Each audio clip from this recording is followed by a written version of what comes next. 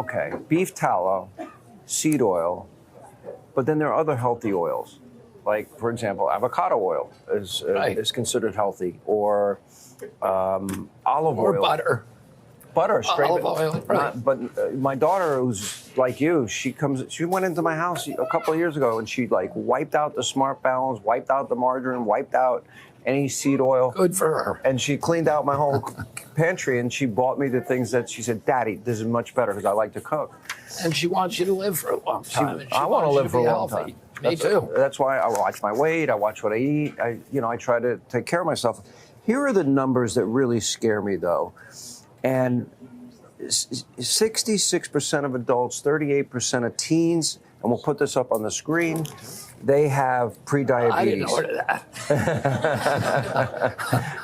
You did not order that. We'll just put it looks great. I'm sure one of our guys.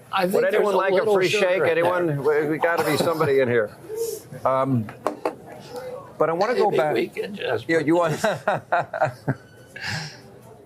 Okay, 80% of American adults, 50% of teens are overweight and obese. We have an obesity epidemic in this country.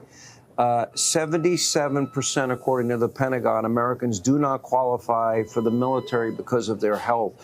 40% of our teenagers struggle with anxiety now and depression. Which there are studies coming out of Stanford and Harvard that show a lot of mental illness, including anxiety and depression, are related to food.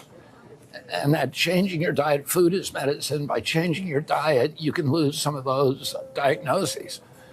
And this, Sean, is a uniquely American problem. This is not happening like it is here elsewhere in the world. When my uncle was president, 3% of Americans were obese. As you pointed out, it's now close to 80% of adults, 50% of children. But in Japan, it's still 3%. Men in they don't Japan, eat this. Correct me if I'm wrong, don't they live on average 10 years longer than men here?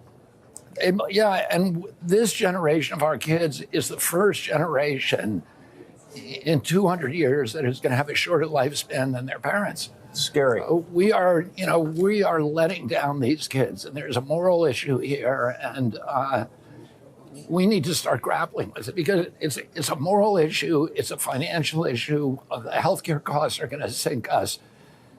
And the only way that we're going to solve it is by changing what we eat.